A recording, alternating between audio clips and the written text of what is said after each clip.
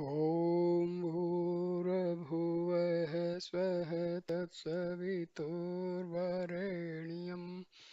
भर्गो देवस्य धीमहि धियो यो नः प्रचोदयात्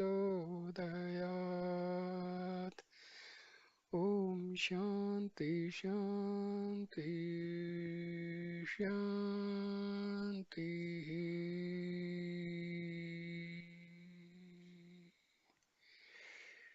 Namaste, dear friends. I am going to make videos on Maharishi Ramana's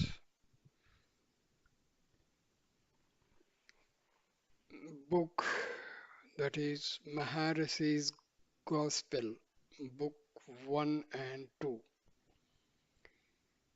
See, these books contain questions put by devotees and the answers given by Ramana Maharishi. In the minds of the devotees, there are many queries, many questions, many doubts, and many confusion. So these question answers, they will meet the desire of many devotees. So this book was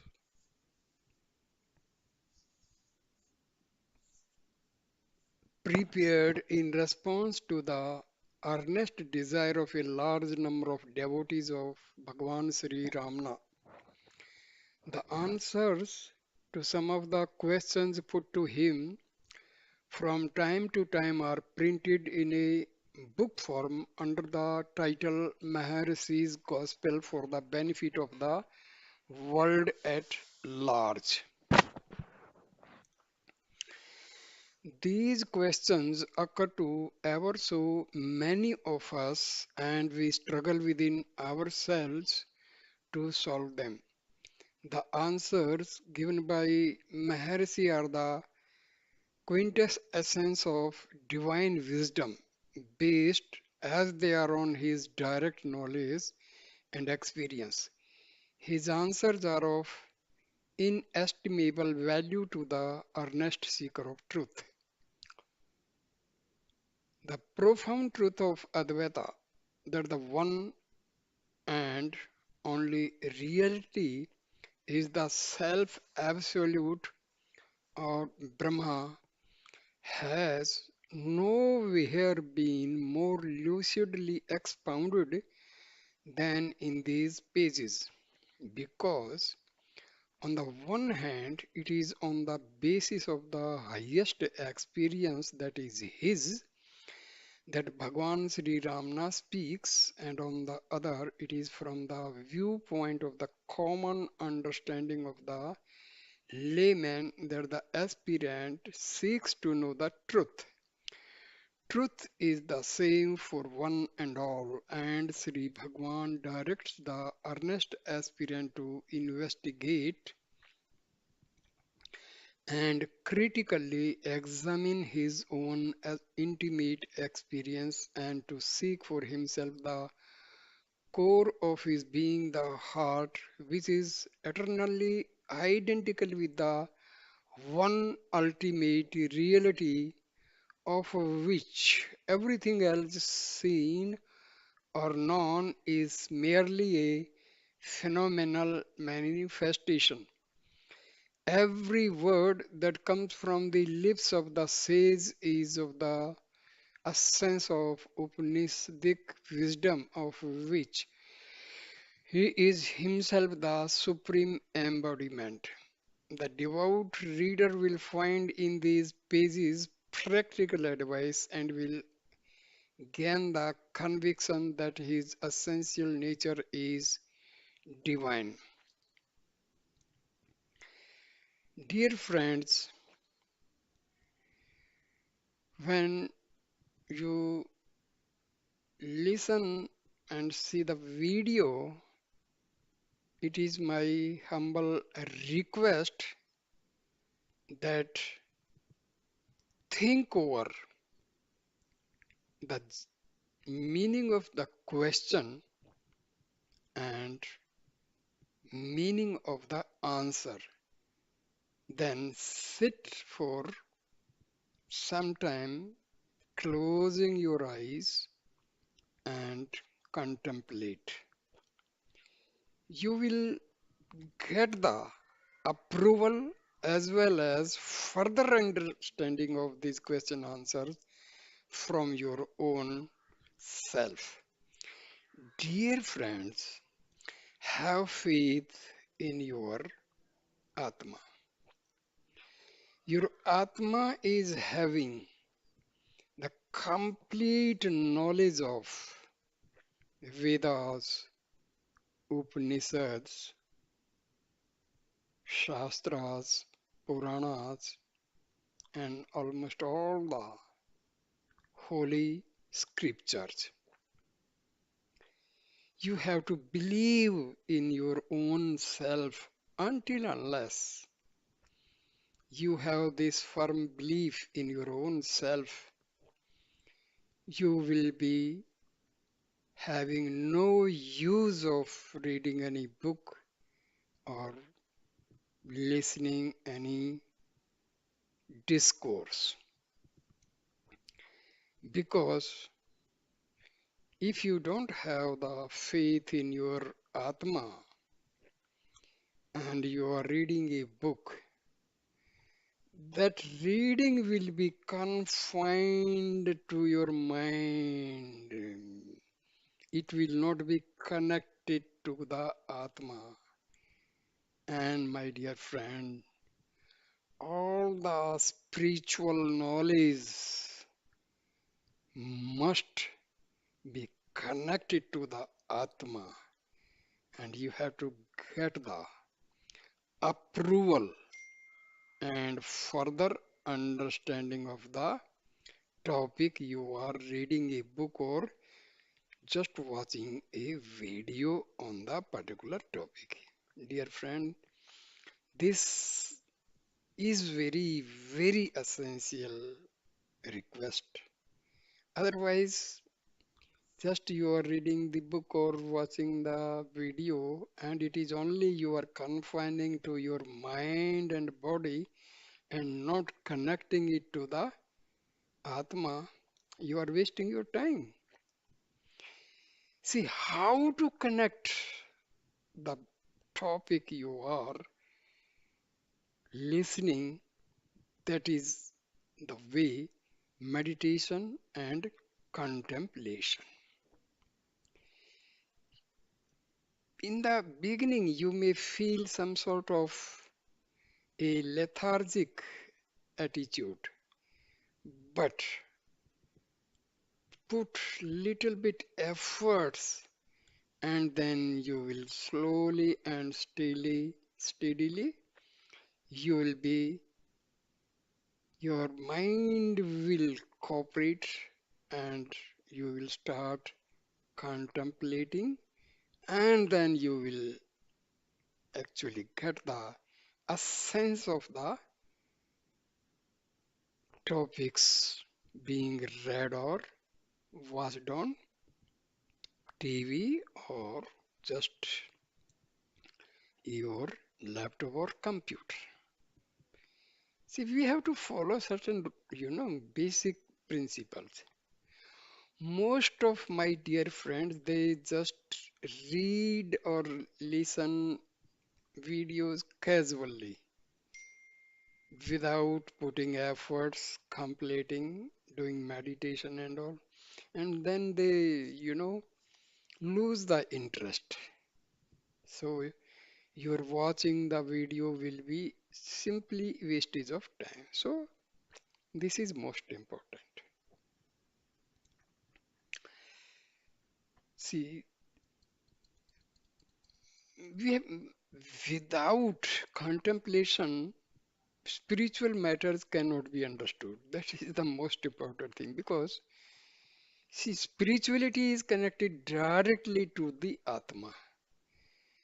And mind and ego, they will always try to keep you away from the Atma. Now, I start the topic. The first topic is work and renunciation. Devotees, they have put questions to Maharishi Ramana, work and renunciation. See here, dear friends, as far as our Atma is concerned, we can realize our Atma through knowledge, not through work. This is very, very important point. Many people they have the thinking that just do some yagya, havan, give some, do some charity work, do some seva and all work and only work, and they are satisfied. But my dear friend, for self-realization, you have to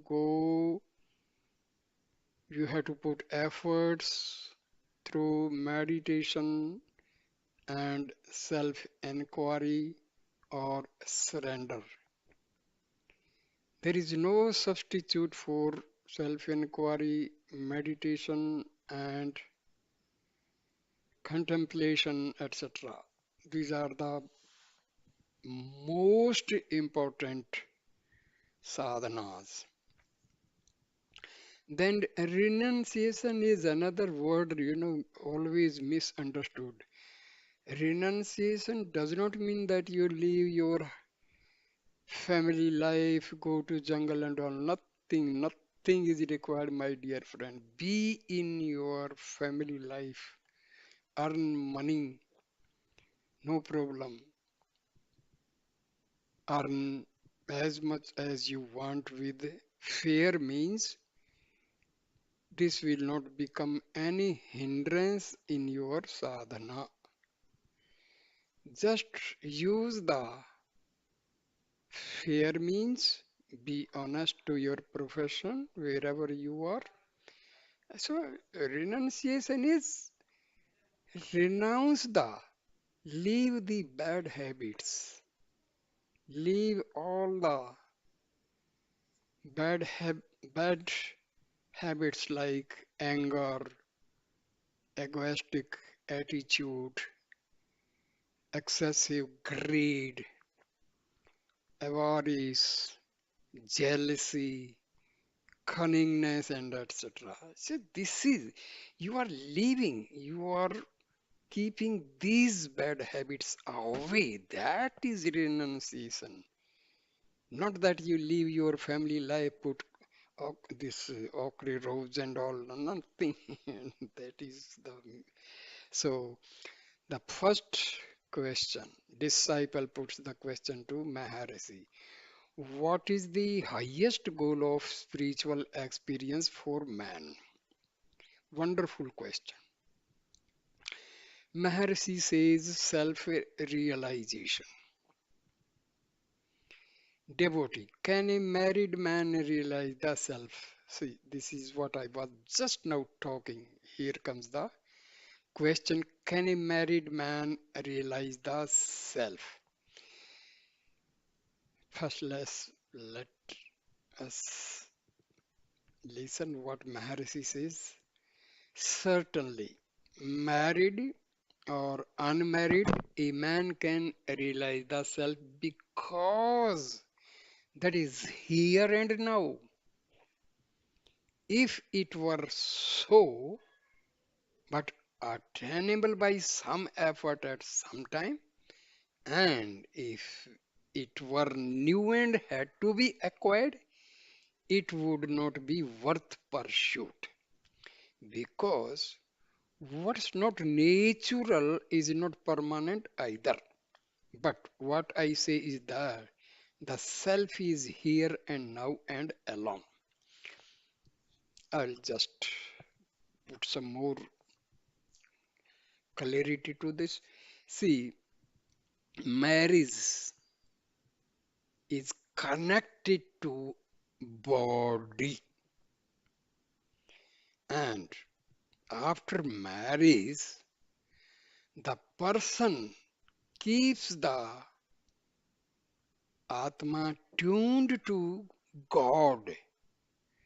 Your married life will not come in the way, because marriage is just body to body, and spiritual aspects they are between our Atma and God. And mind it further. We should not think God is separate, Atma is separate. Then that becomes the duality. And we have to understand non-duality. That is, Advaitic Vedanta says our Atma and God are the same. There is no difference. So, whether you are married man, you are doing business, you are doing job, these things will not come in the way.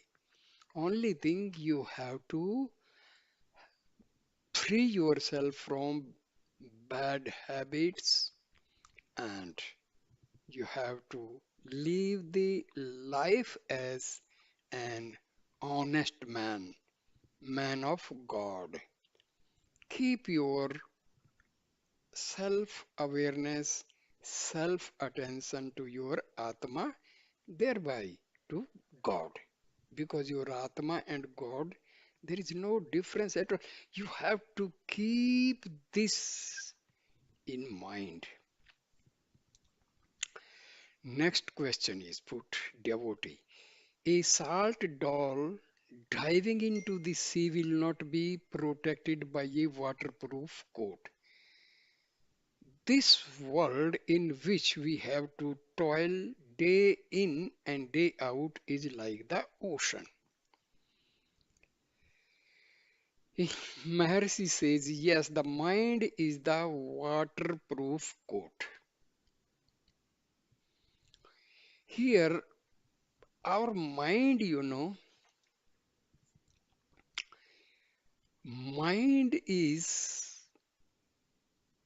the entity which can take a person to hell. At the same time, mind is the entity which can take a person to heaven. How this is? When the mind, all the 24 hours,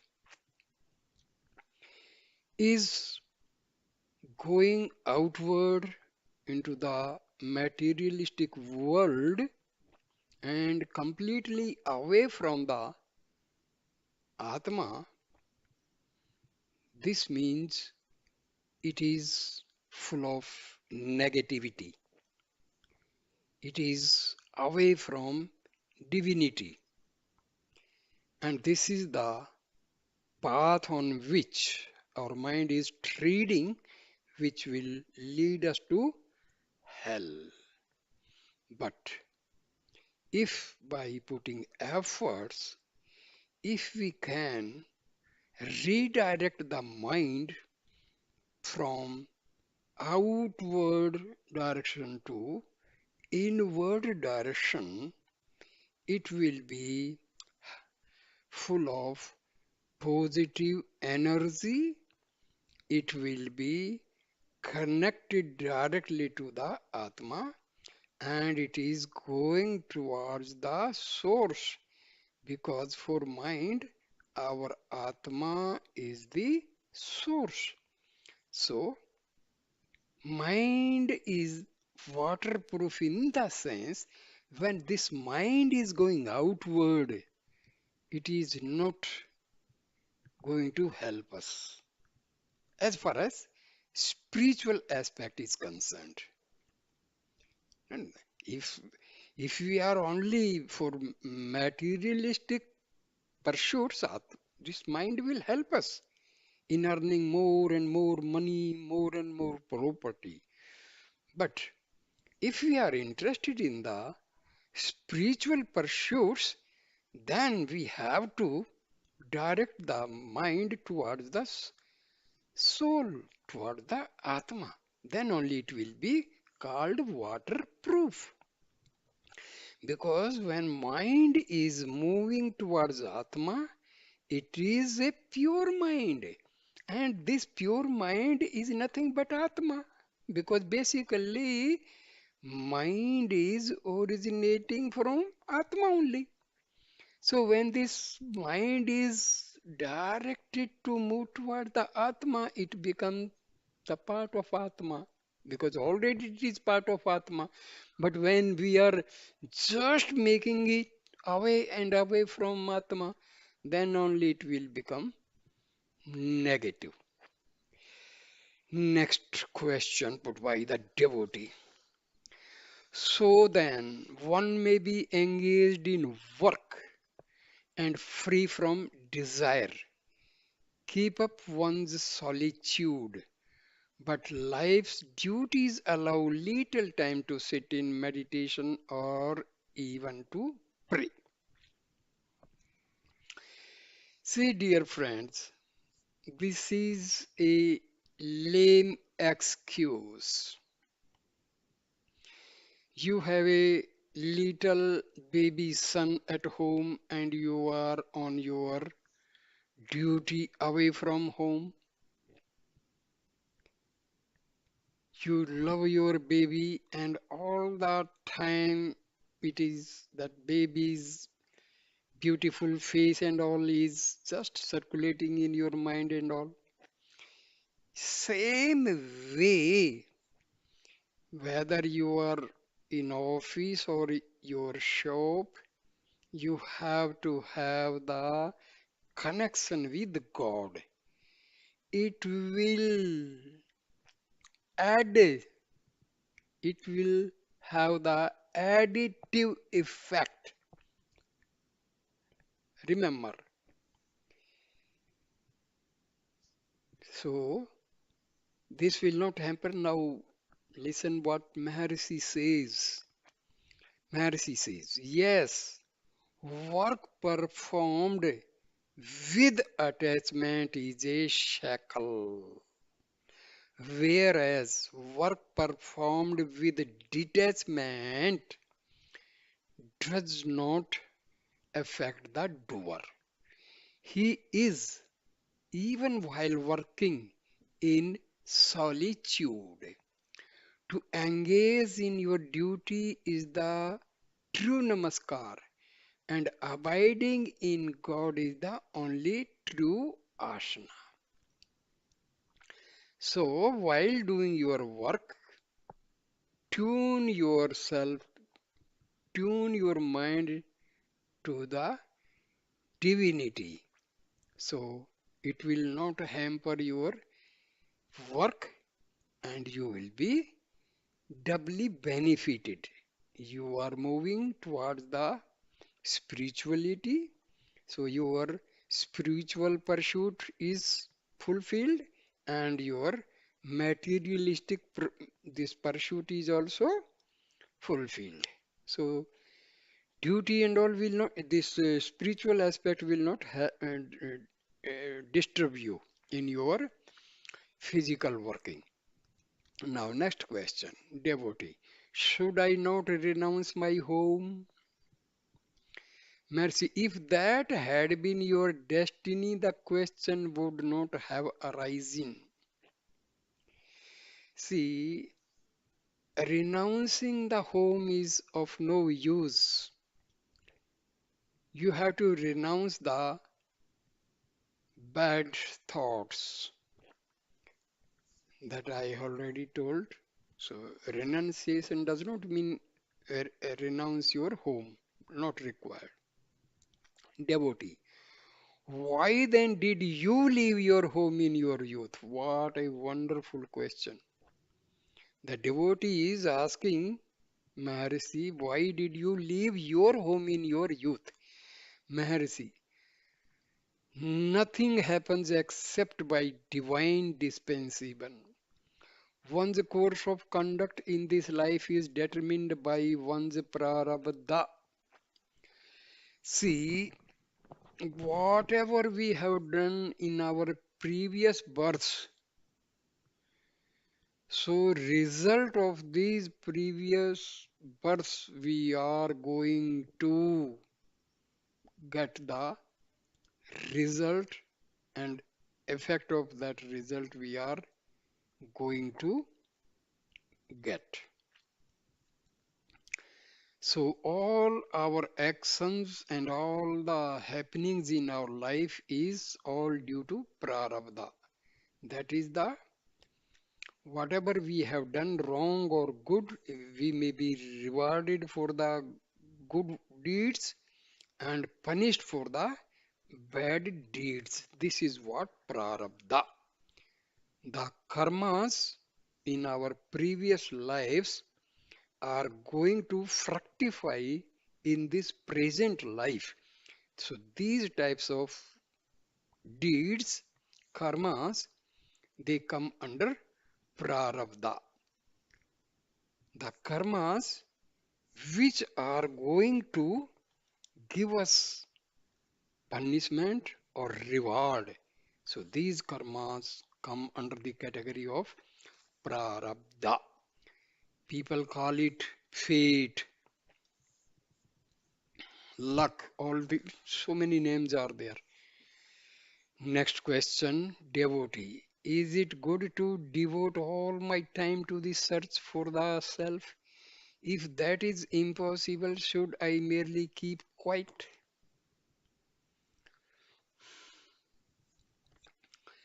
Maharshi, if you can keep quiet without engaging in any other pursuit, it is very good.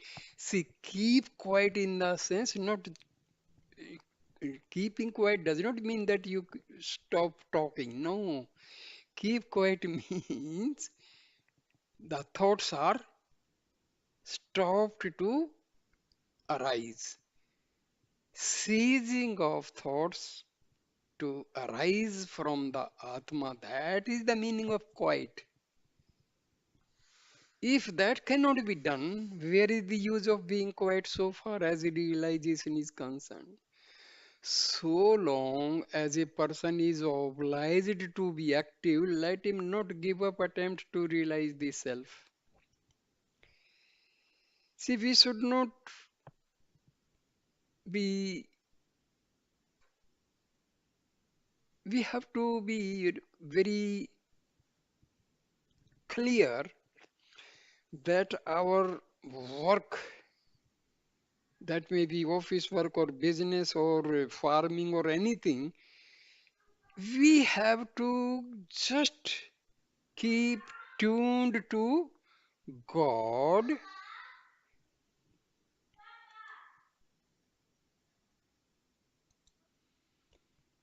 Next question.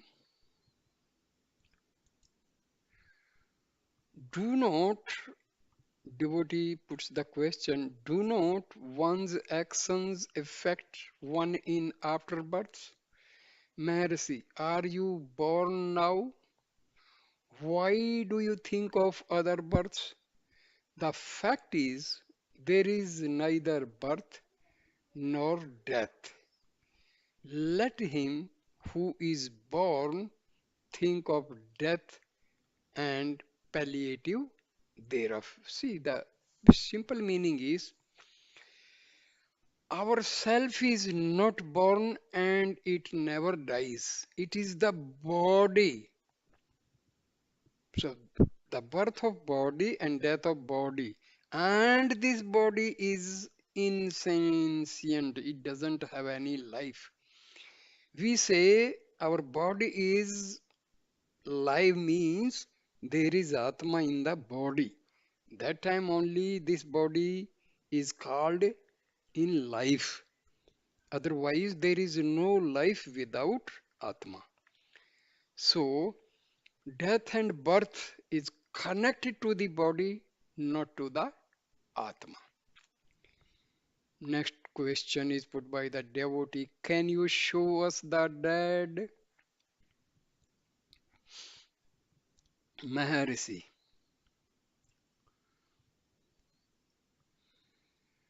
did you know your kinsmen before their birth, that you should seek to know them after their death? What a wonderful answer.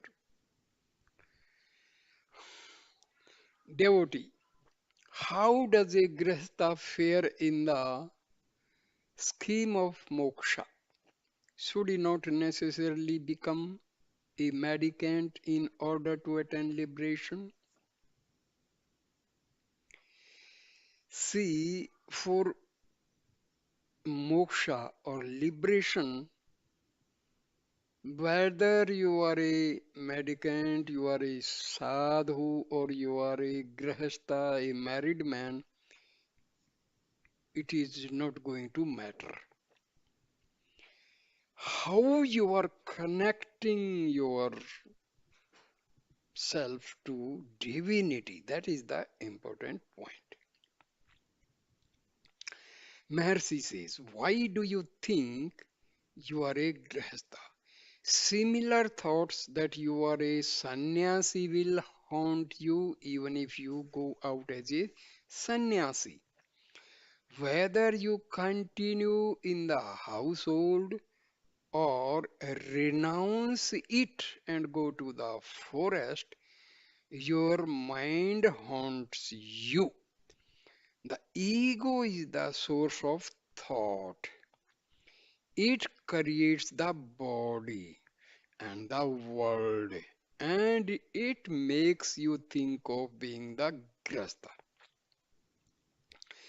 If you renounce, it will only substitute the thought of sannyasa for that of grasta, and the environment of the forest for that of the household. But the mental obstacles are always there for you. They even increase greatly in the new surroundings. It is no help to change the environment. The one obstacle is the mind. It must be got over whether in the home or in the forest. If you can do it in the forest, why not in the home?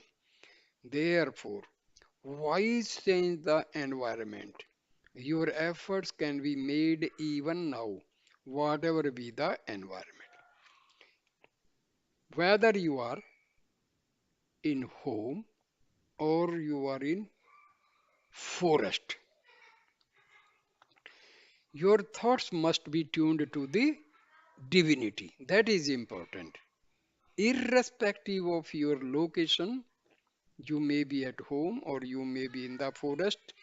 If your mind is going away from the Atma, then you are away from divinity. It is not going to help.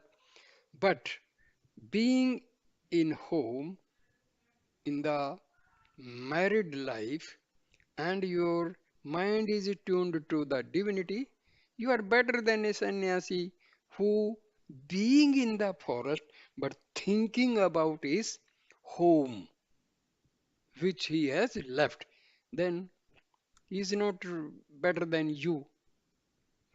So, most important point is how your mind is connected to the world or connected to the Atma. So environment is not at all of any consequence. It is your thoughts. It is the status of your mind. It is tuned to the Atma's divinity or tuned to the materialistic world.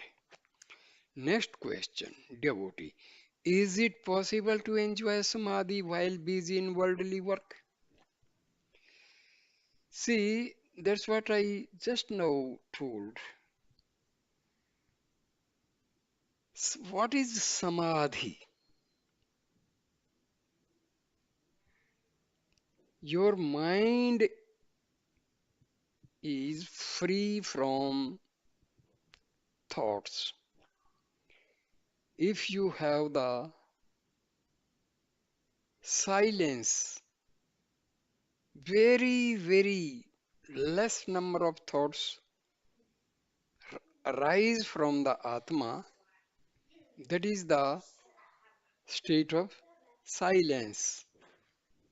And thoughtlessness is the state what we call as samadhi. When our mind is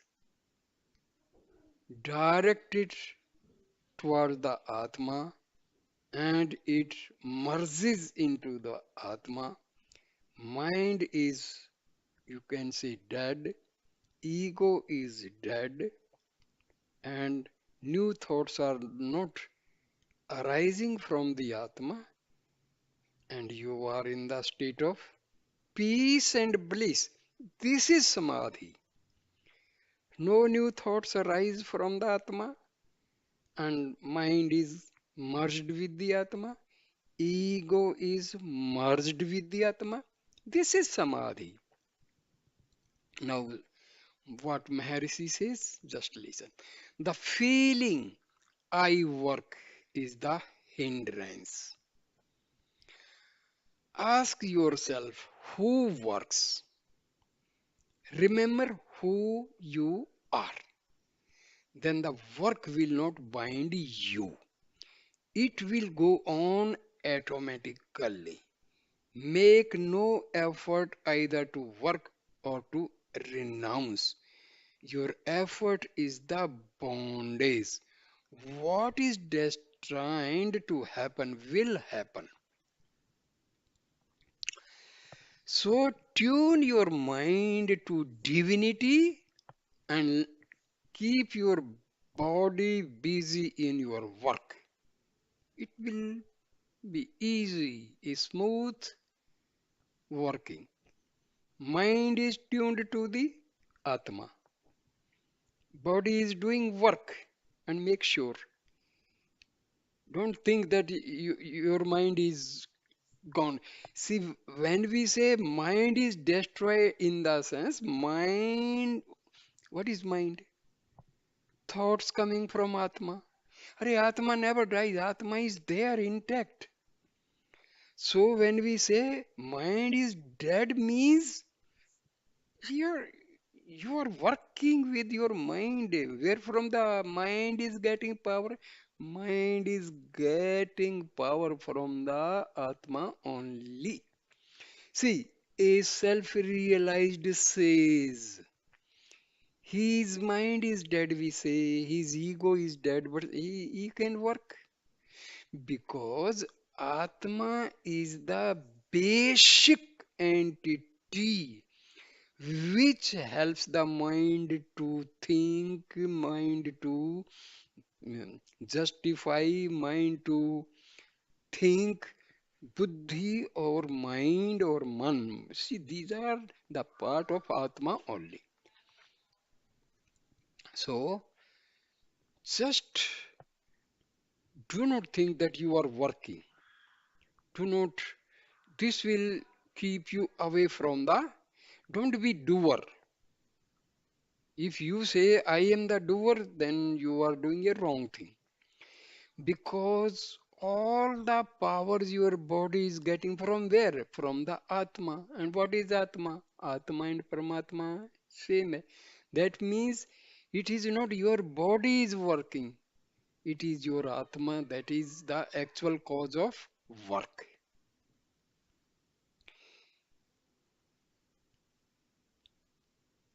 If you are destined not to work, work cannot be had even if you hunt for it. If you are destined to work, you will not be able to avoid it. You will be forced to engage yourself in it. So, leave it to the higher power.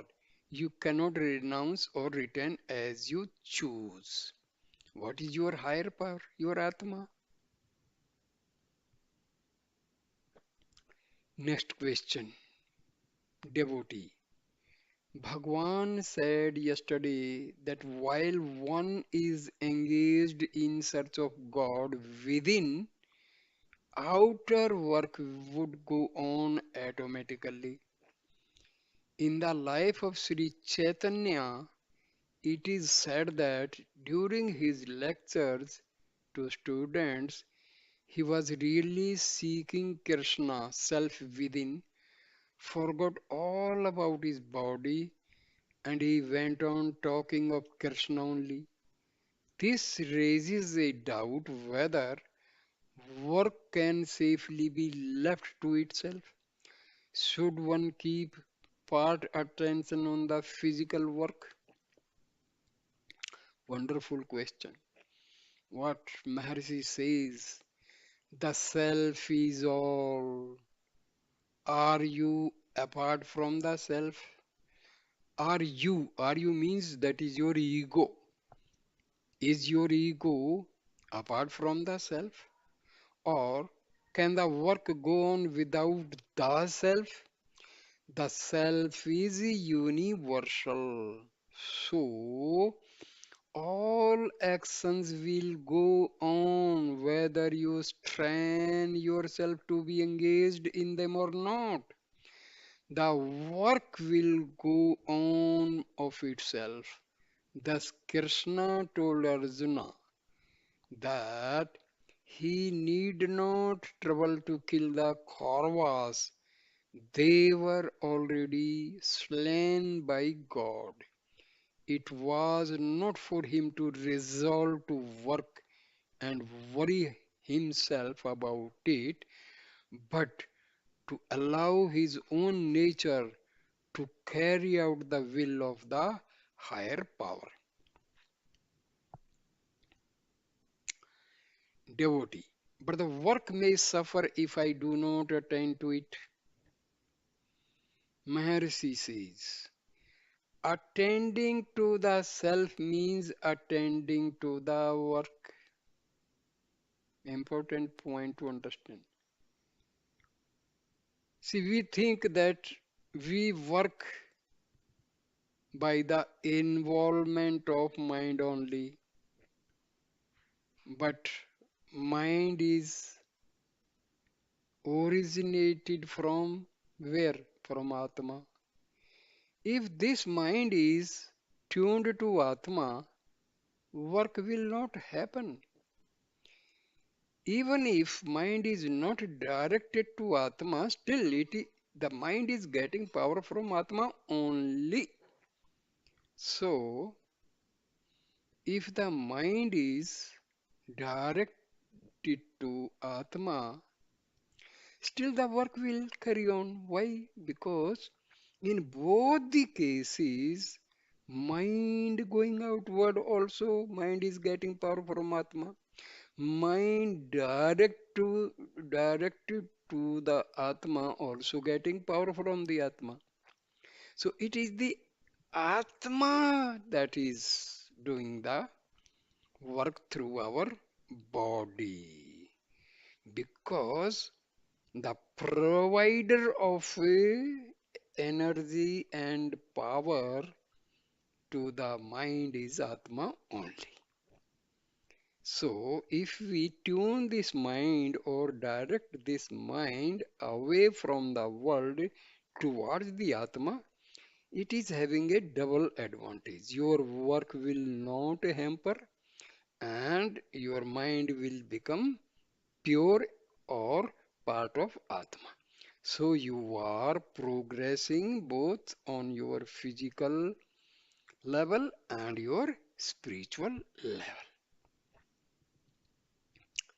Again, I repeat this answer. Attending to the self means attending to the work. How?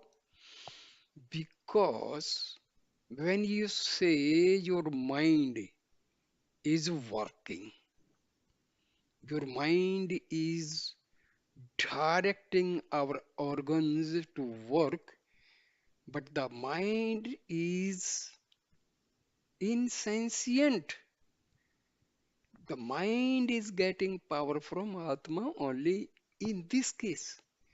And if this mind is directed towards Atma, still it is getting power from Atma only. And your work will be on because originally it is the Atma that is helping in the completion of work.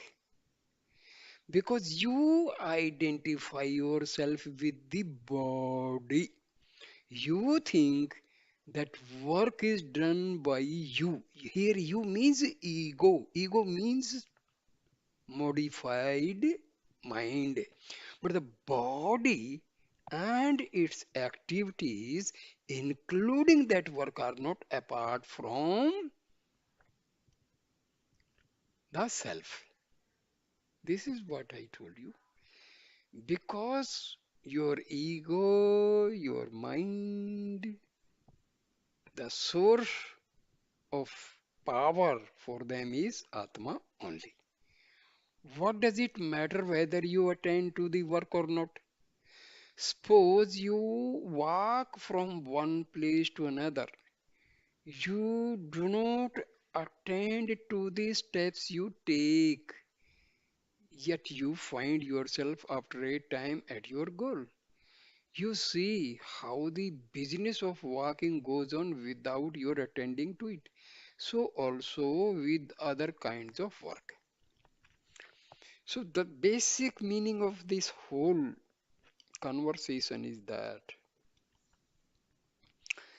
if your mind is moving towards Atma, your work will be done in the same way. Why? Because we think we are getting orders from the mind and our organs, they work. But mind being insentient, mind is getting the power, or the mind is just nothing other than reflection of Atma only. Because the basic entity is Atma and all thoughts arise from this Atma and constitute this mind.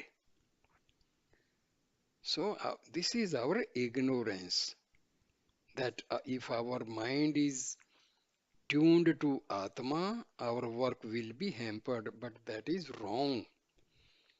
Because basically, it is our Atma that is providing all the energy to the mind, to the organs, to every part of our body is getting power from Atma only. So that is the generator for energy and power that is providing, transmitting power to each and every part of our body. So this is due to out of ignorance only we think that if we tune our mind to the Atma, our work will not be completed, but that is wrong.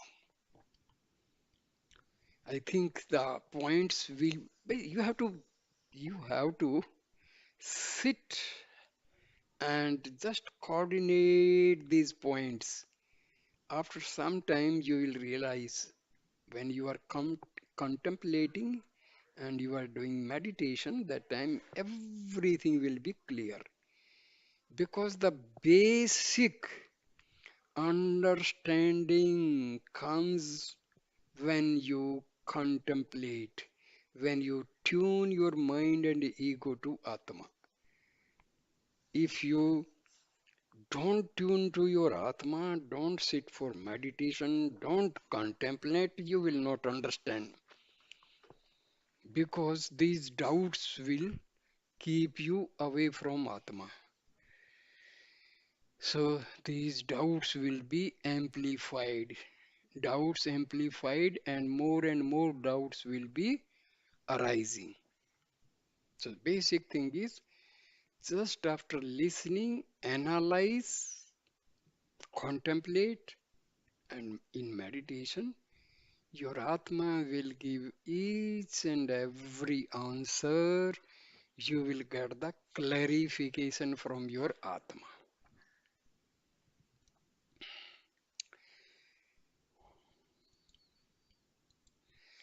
Because the spiritual question answers they are analyzed while sitting in meditation and contemplation.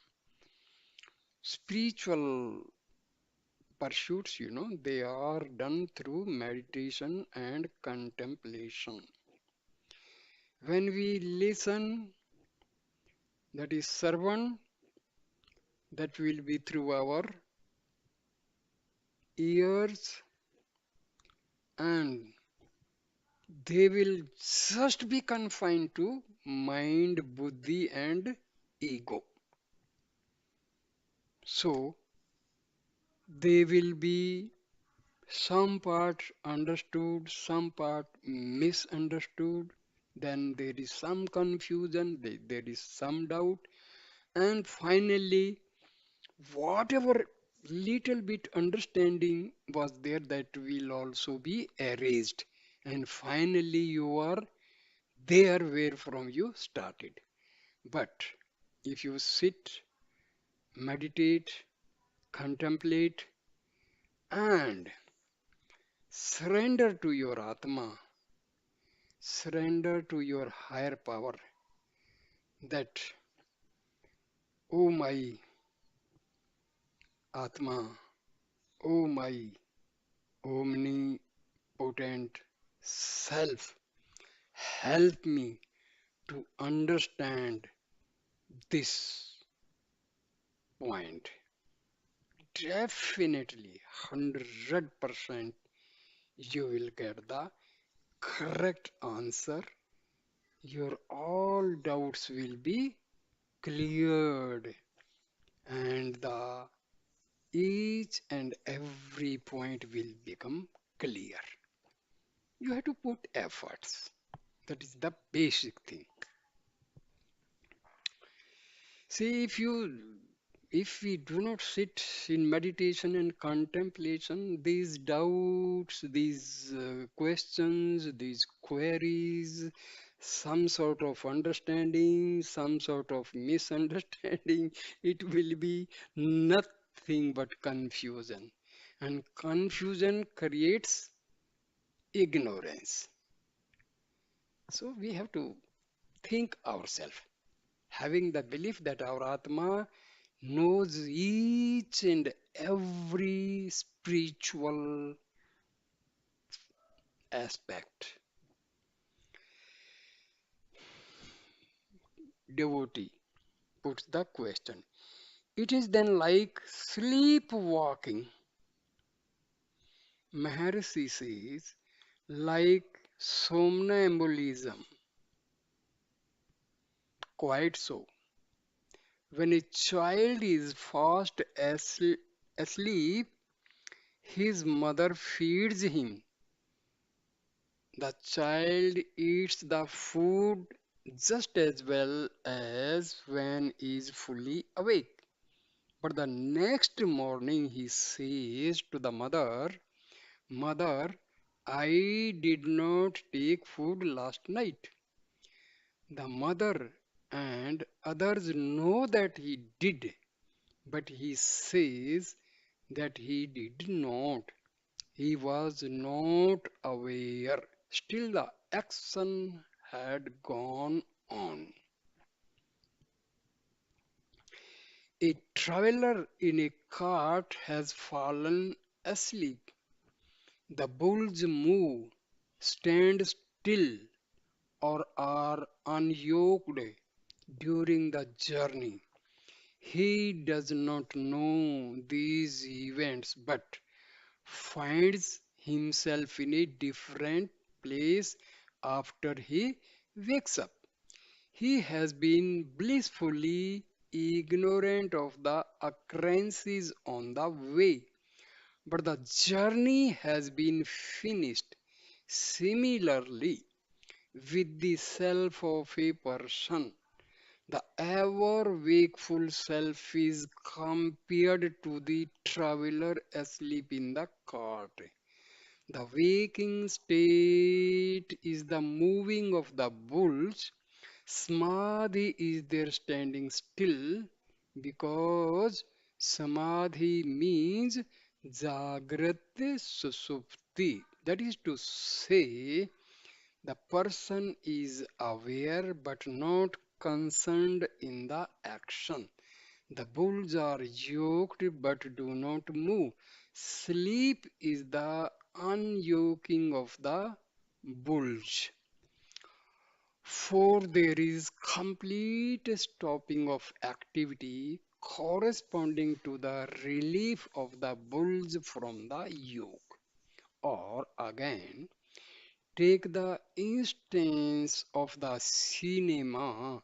Scenes are projected on the screen in the cinema show, but the moving pictures do not affect or alter the screen.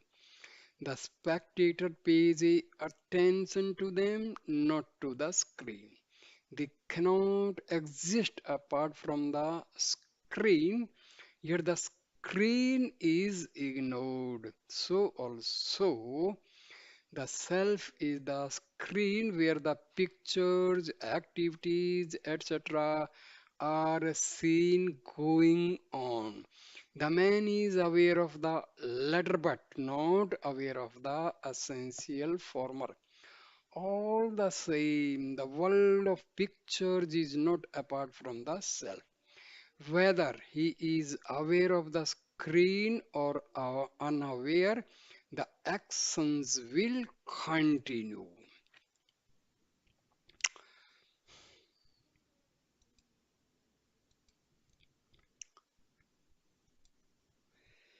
Next question is put to Maharishi. But there is an operator in the cinema. Maharishi. Devotees ask the question, but there is an operator in the cinema. Maharishi. The cinema show is made out of insentient materials. The lamp, the pictures, the screen, etc., are all insentient, and so they need an operator. The sentient agent, on the other hand, the self is absolute consciousness and therefore self contained. There cannot be an operator apart from the self. Devotee. I am not confusing the body with the operator. Rather, I am referring to Krishna's words in the 61st verse, chapter 18 of the Gita. ईश्वरः सर्वभूतानां हृदयेषु अर्जुन तिष्ठति भ्राम्यंस सर्वभूतानि यन्वातुढानि maya. Meaning, the Lord, O Arjuna, dwells in the heart of every being, and he, by his delusive power, spins round all beings, set as if on a machine. Maharishi, the functions of the body involving the need for an operator are born in mind. Since the body is zada or insentient, a sentient operator is necessary because people think that they are jivas. Krishna said that God resides in the heart as the operator of the jivas. In fact, there are no jivas and no operator. As it were, outside them, the self comprises all. It is the screen, the pictures, the seer, the actors, the operator, the light, the theater, and all else. You're confounding the self with the body and imagining yourself. The actor is like the seer representing himself as an actor in the cinema show. Imagine the actor asking if he can enact a scene without the screen. Such is the case of the man who thinks of his actions apart from the self.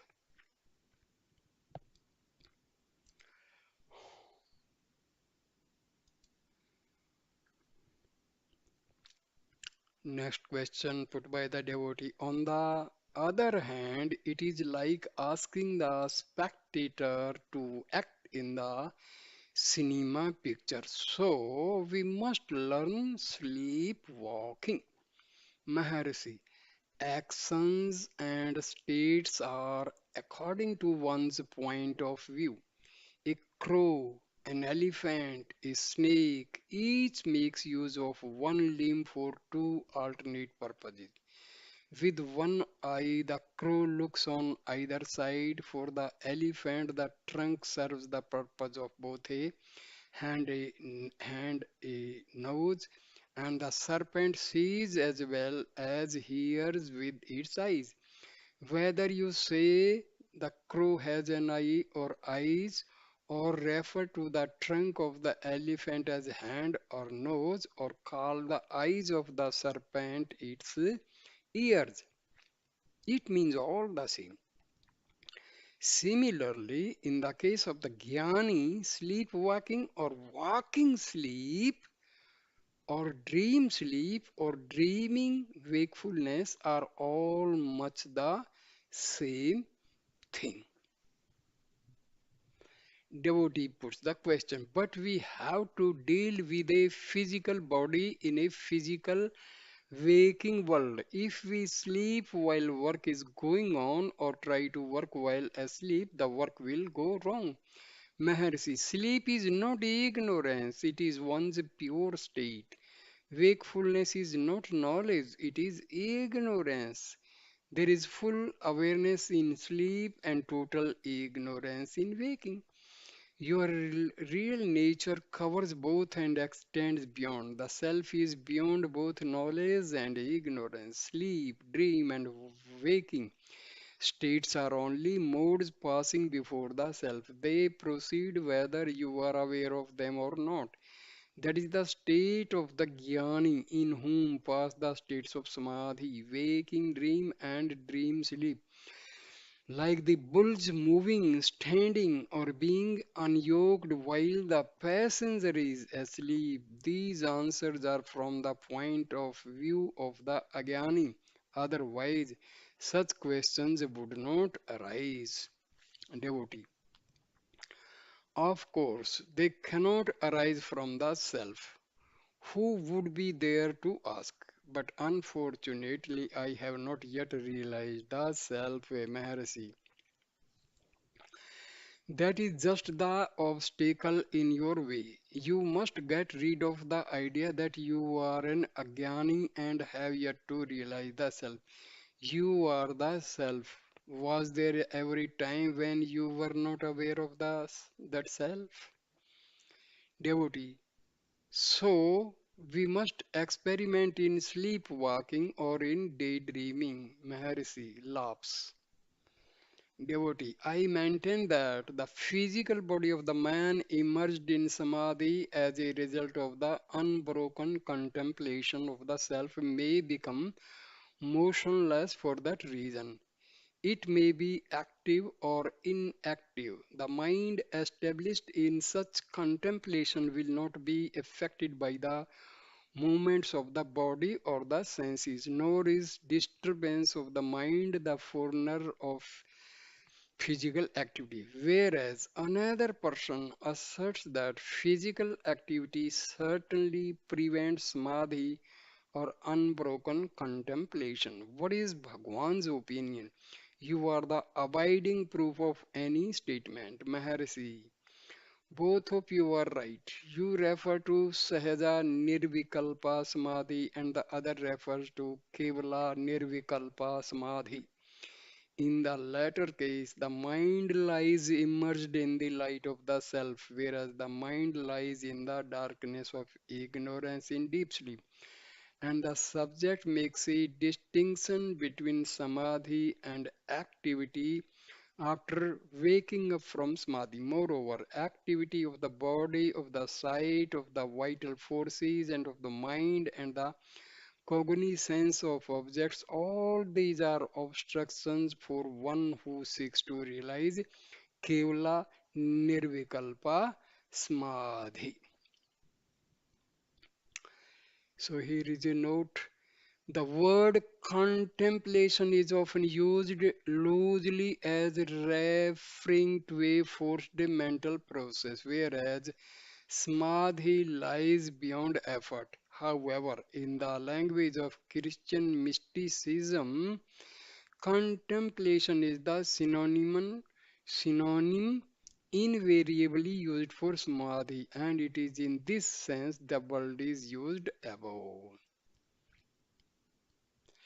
In Sahaja Samadhi, however, the mind has resolved into the self and has been lost.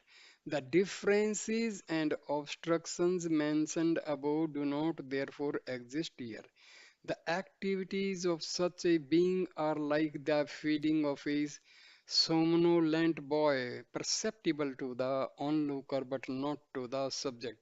The traveler sleeping in the moving cart is not aware of the motion of the cart because his mind is sunk in darkness, whereas the Sahaja Jnani remains unaware of his bodily activities because of his mind is dead, having been resolved into the ecstasy of Chidananda, bliss of the self. Note the distinction between sleep Kevala Nirvikalpa Samadhi and Sahaja Nirvikalpa Samadhi can be clearly put in a tabular form as given by Sri Bhagwan.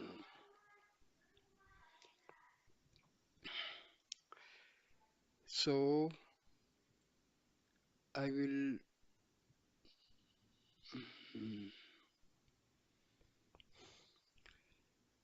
so I end the video here. So thank you for your patience. You have listened and watched this video. Please like, comment and share the video and subscribe my channel. Thank you, my dear friends. Namaste.